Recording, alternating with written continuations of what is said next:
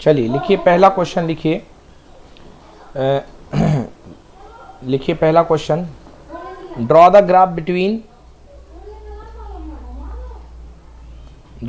Between kinetic energy and potential. Kinetic energy and potential,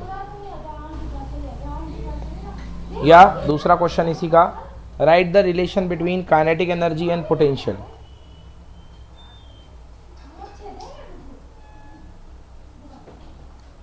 right the relation between kinetic energy and potential. तो बेटा formula लिखो kinetic energy और potential के बीच का। Kinetic energy equal to होता है p²/2m, या p equal to √2m/ke।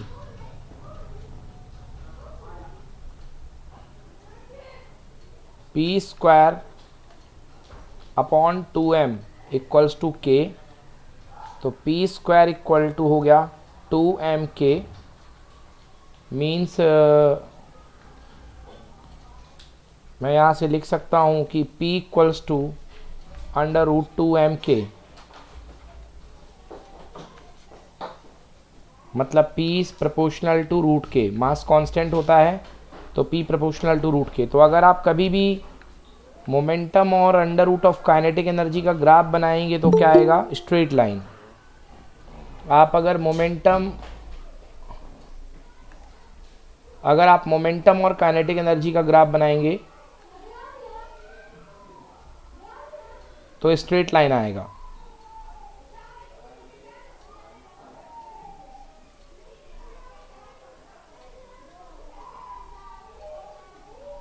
Answer, kinetic energy is directly proportional to square root of momentum. Clear?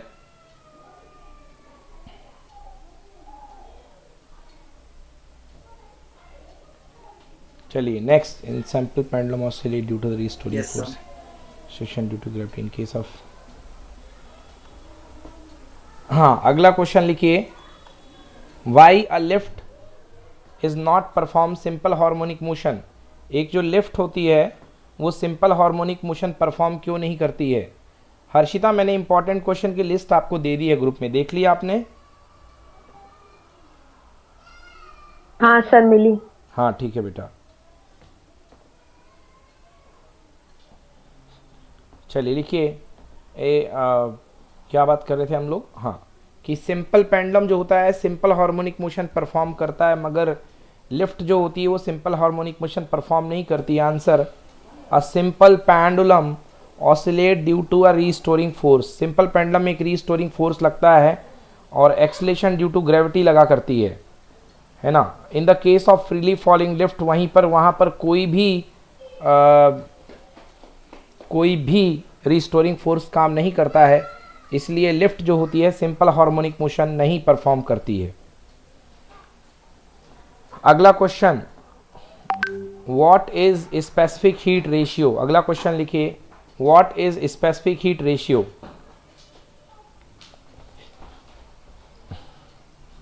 What is specific heat ratio? Okay, तो specific heat ratio क्या होता है बच्चों? स्पेसिफिक हीट रेशियो जो होता है वो हुआ करता है Cp/Cv। Cp मतलब specific heat of a gas at constant pressure, and Cv मतलब specific heat of a gas at constant volume. इन दोनों के रेशियो को हम बोलते हैं स्पेसिफिक हीट रेशियो गामा। और क्योंकि Cp/Cv, Cp बड़ा होता है Cv से, इसलिए गामा की वैल्यू हमेशा ग्रेटर देन 1 आती है, क्योंकि जो Cp है वो Cv से बड़ा है, इसलिए जो गामा होता है वो ऑलवेज 1 से बड़ा आता है। Cp is greater than Cv। और जो एडियाबैटिक कर्व का ग्राफ होता है PV curve, pressure volume curve जो होता है एडियाबैटिक, वो हमेशा आइसोथर्मल कर्व से स्टीपर हुआ करता है। बना लीजिए, आइसोथर्मल कर्व कैसा आता है? वो आराम से गिरता है और एडियाबैटिक कर्व तेज़ी से गिरता है। तो एडियाबैटिक कर्व, क्योंकि आइसोथर्मल में गामा की वैल्यू 1 होती है और एडियाबैटिक में जो गामा की वैल्यू होती है मोर देन 1 होती है, इसलिए एडियाबैटिक कर्व जोर से गिरा करता है, स्टीपर होता है। ठीक।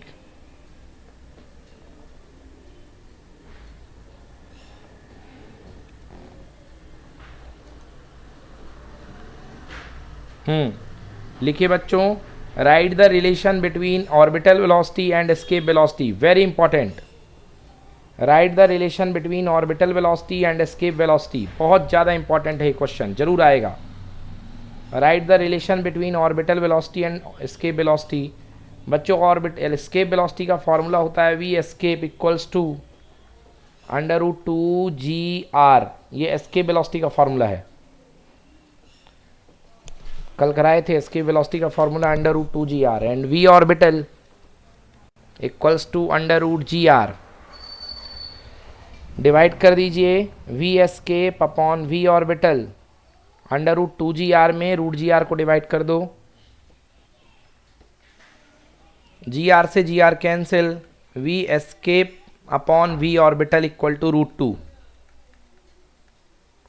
मतलब एस्केप वेलोसिटी जो होती है वो ऑर्बिटल वेलोसिटी का √2 टाइम्स हुआ करती है। बोलो आया समझ में कि नहीं आया? यस सर, आ गया सर। कोई दिक्कत बच्चों? हर्षिता, हर्ष, कोई प्रॉब्लम यहाँ तक? किसी में कुछ पूछना है? हाँ सर। ओके, चलिए लिखिए अगला। Height of the Jio stationery satellite लगभग 36,000 kilometre. Height of Jio stationery satellite लगभग 36,000 किलोमीटर। याद कर लो, 1 मार्क्स का ऑब्जेक्टिव आ सकता है।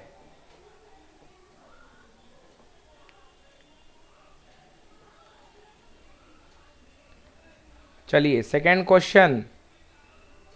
अर्थ के अबाउट अगर कोई सैटेलाइट घूमता है तो उसको घूमने के लिए नेसेसरी सेंट्रिपिटल फोर्स कौन प्रोवाइड करता है?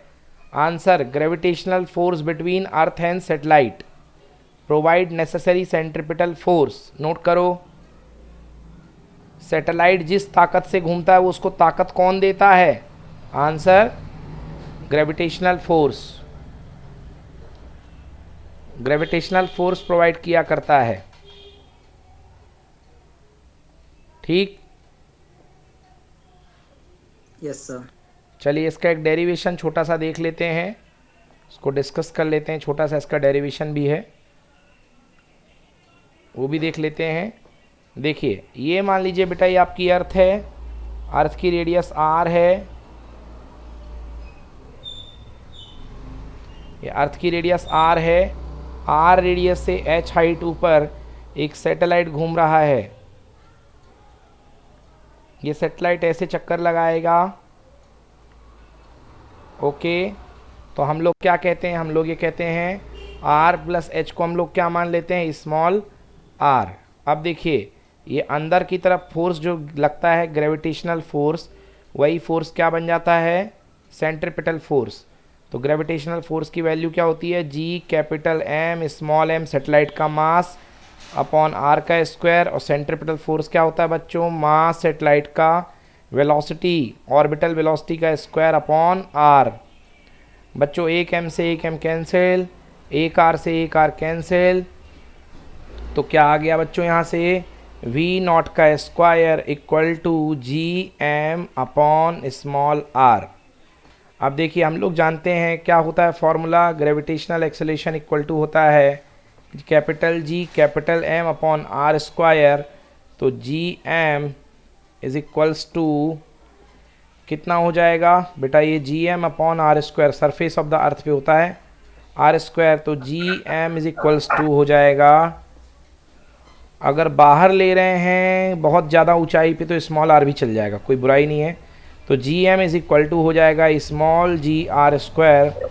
तो v ऑर्बिटल इक्वल टू हो गया स्क्वायर इक्वल टू gm की जगह g r square upon r, एक r से एक r कैंसिल, तो v ऑर्बिटल का स्क्वायर इक्वल टू कितना आ गया बच्चों? g into are.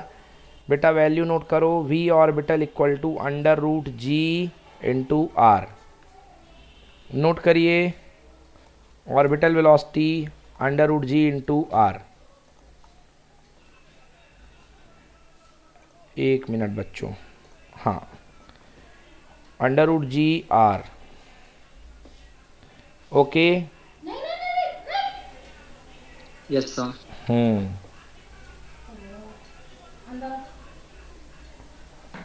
चलिए, अगर आप नियर द अर्थ के पास में जो सेटेलाइट होता है उसके लिए स्मॉल आर जो होता है कैपिटल आर के नियर अबाउट इक्वल होता है, तो अगर अर्थ के पास में जो सेटेलाइट है उसकी स्पीड होगी under root G capital R. Note कर लो।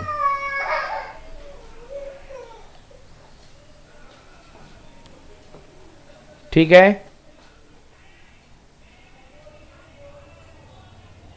Yes, now time period of the satellite, time period is equal to एक चक्कर का डिस्टेंस अपॉन स्पीड।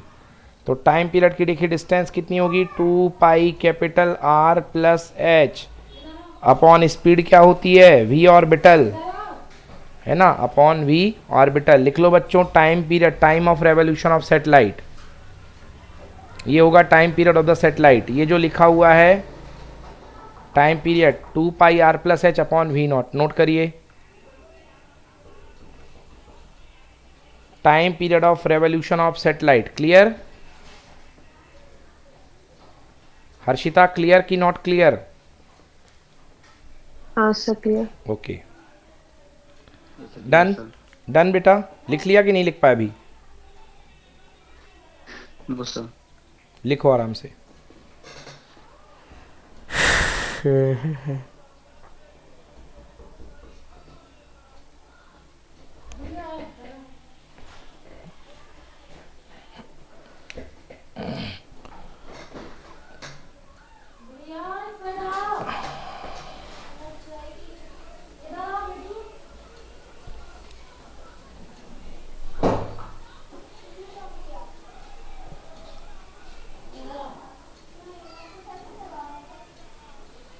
डन, चले आगे, लिख लिया? Done, sir. Done, sir. Okay.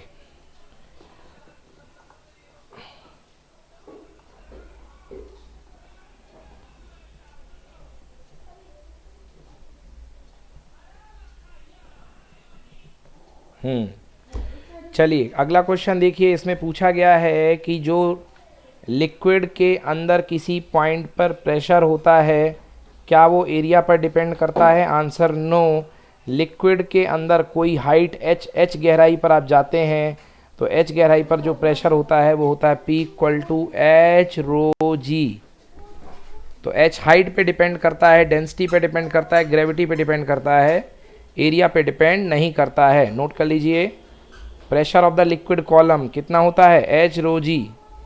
सबसे बड़ा चैप्टर फिजिक्स में यही है, इससे बहुत कुछ चैप्टर क्वेश्चन आने हैं, कर लीजिएगा अच्छे से। Yes, sir.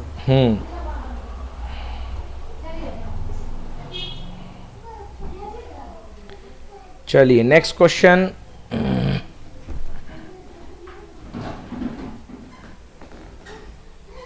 चलिए अगला क्वेश्चन देखिए, force by A, pressure 1 equal to pressure 2 mg, force equal to mass into acceleration, कितने मास के द्वारा उठाया जा सकता है? Pressure due to 67 centimetre. हाँ लिखिए, convert 1 atmospheric pressure into pascal. चलो लिखो बच्चों, convert 1 atmospheric pressure into pascal. एक एटमॉस्फेरिक प्रेशर को पास्कल में कन्वर्ट करो तो बच्चों 1 एटीएम क्या होता है? 1 एटीएम वो होता है जो मरकरी का 76 सेंटीमीटर प्रेशर डालता है। मरकरी की हाइट कितनी आती है? 76 सेंटीमीटर। 76 सेंटीमीटर को क्या कहेंगे? 0.76 मीटर। हाँ, तो क्या होता है कॉलम का प्रेशर बेटा? एच रो जी।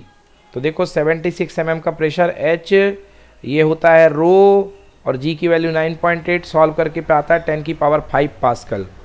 तो नोट करो बच्चों, 1 एटीएम मतलब 10 की पावर 5 पास्कल। नोट करिए।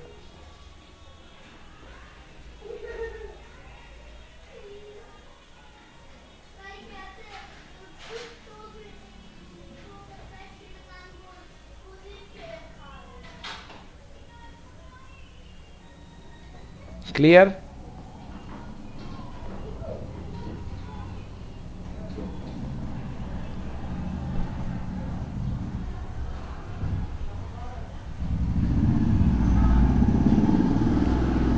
क्लियर हो गया? यस सर, हो गया सर क्लियर। चलिए अगला क्वेश्चन लिखिए कि हाई एल्टीट्यूड पे जो माउंटेनर्स होते हैं उनकी नाक से खून बहने लगता है और उनको चोट लग जाती है, तो हाई एल्टीट्यूड पे चोट लगने पर खून क्यों नहीं रुकता है? देखिए, बॉडी के अंदर का प्रेशर ज़्यादा हुआ करता है और बाहर का प्रेशर कम होता है, तो ज़्यादा प्रेशर से कम प्रेशर की तरफ खून निकलता है और ऊपर जाने पर प्रेशर बहुत ज़्यादा डिक्रीज़ होता है, कम होता है प्रेशर। इस वजह से हाई एल्टीट्यूड पे खून को रोकना मुश्किल हो जाता है। नोट करो, more is the pressure difference, more will be the force, तो ज़्यादा ज़ोरों से खून निकलता है।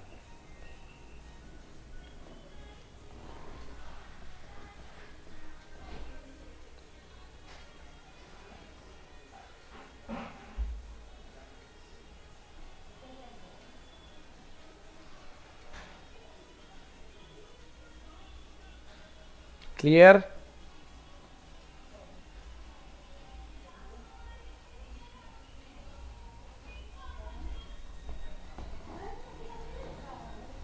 क्लियर? कुछ पूछिए कहीं पर दिक्कत है तो। Yes sir clear.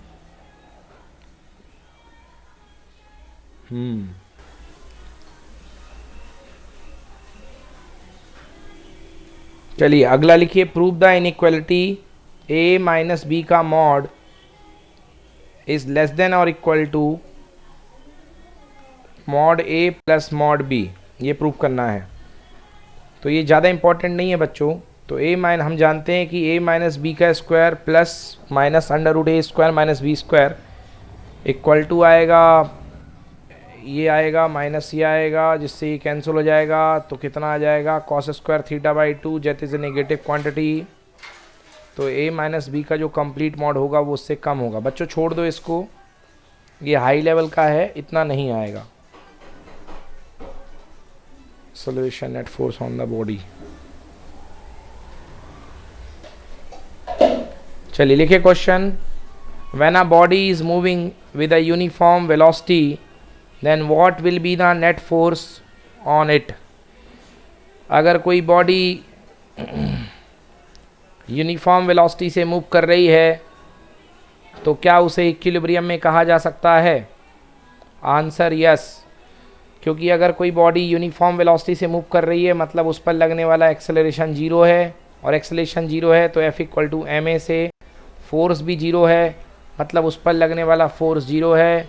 इसका मतलब जो बॉडी है वो किस में है? इक्विलिब्रियम में है। नोट कीजिए।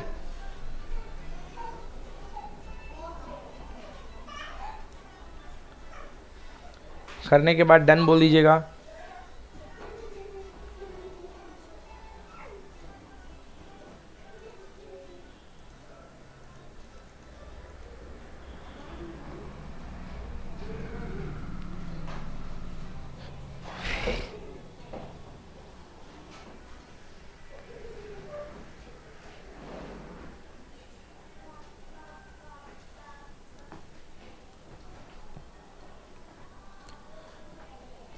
लिख लिया?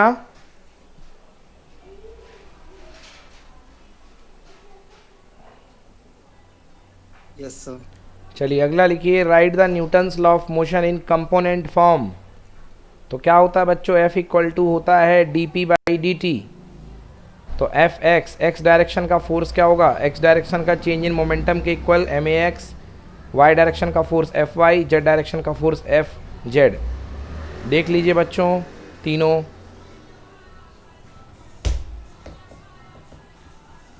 ये क्या कर दिया? डी पी वाई है बेटा ये, और ये डी पी जेड है, और ये एम ए जेड, और ये एम ए वाई। हम नोट करो।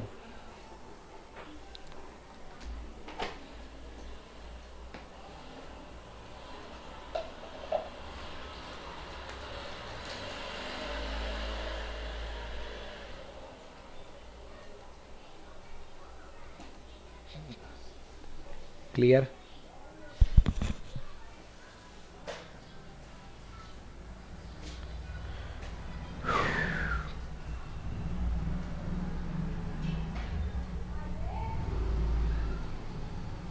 बच्चों थर्मल प्रॉपर्टीज ऑफ मैटर कर लिया आप लोगों ने पूरा वीडियो से?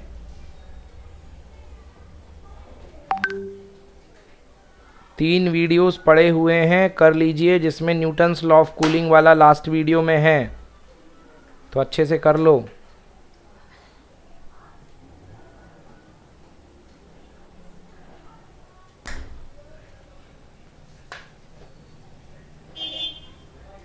डन।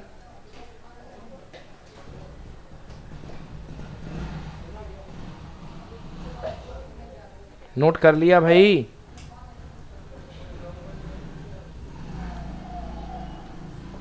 हर्षिता आज तुम क्यों सर नहीं? आवाज कट रही है आपकी।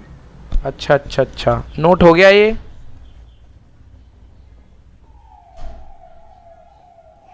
नोट कर लिया ये?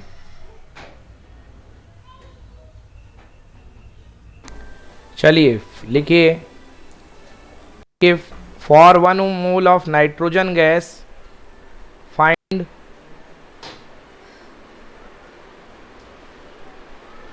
for 1 mole of nitrogen gas find specific heat at constant pressure.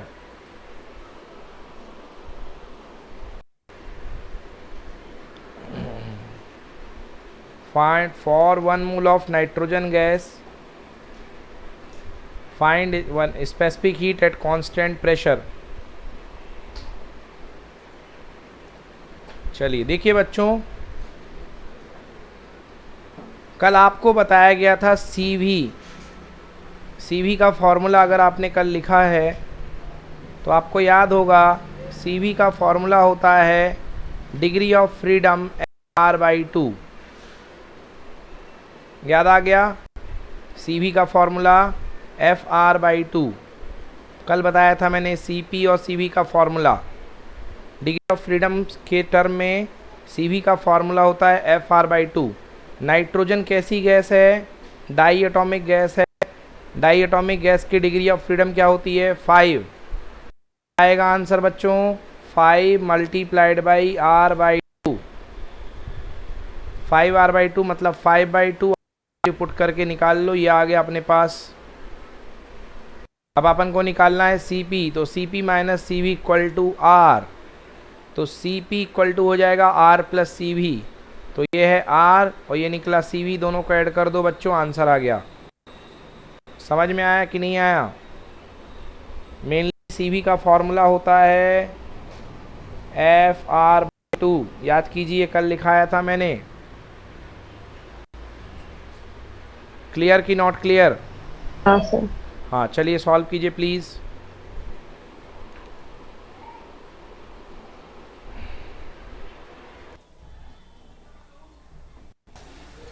देखिए इसमें क्वेश्चन लिखिए बच्चों, एक इंसान है जो एक मिनट में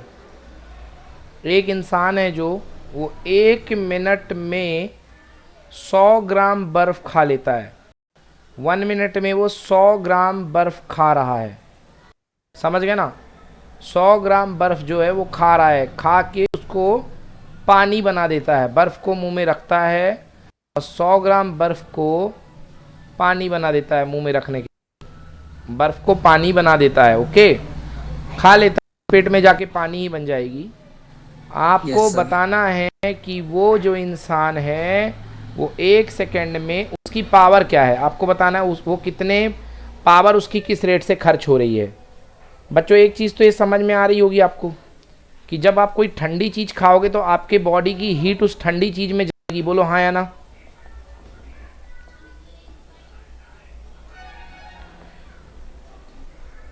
आपके बॉडी की हीट उस ठंडी चीज़ में जाएगी कि नहीं जाएगी? अब इसमें क्या कंफ्यूजन बच्चों? जाएगी सर, जाएगी।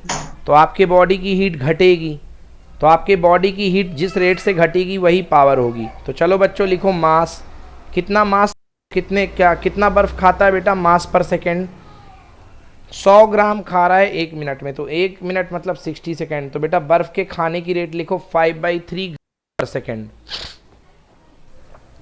5/3 ग्राम पर सेकेंड, मतलब 1 सेकेंड में 5/3 ग्राम खा लेता है। ओके, 1 सेकेंड में 5/3 ग्राम खा लेता है। ओके। और लेटेंट हीट मतलब आइस के जो पिघलने की जो रेट होती है, लेटेंट हीट ऑफ आइस क्या होती है? 80 कैलोरी पर ग्राम। मतलब जब कोई आइस पिघलती है तो 80 कैलोरी लेती है 1 ग्राम पिघलने का। आइस जो होती है 80 कैलोरी लेती है। तो कितनी हीट कितना ग्राम बर्फ पिघल रही है? 5/3 ग्राम पर सेकेंड। तो 5/3 ग्राम कितने से? 80 से मल्टीप्लाई बाई 80 कैलोरी को जूल में बदलने के लिए कितना मल्टीप्लाई कर दिया? 4.2। Answer 560 what. मतलब उस इंसान के शरीर से कितना एनर्जी निकल रही है? 560 वॉट, मतलब 560 जूल पर सेकेंड। सोच लो, 500 वाट के बल्ब से भी ज़्यादा एनर्जी निकल रही है पर सेकेंड उस इंसान की बॉडी में से, अगर वो 100 ग्राम बर्फ 1 सेकेंड में खा लेता है तो।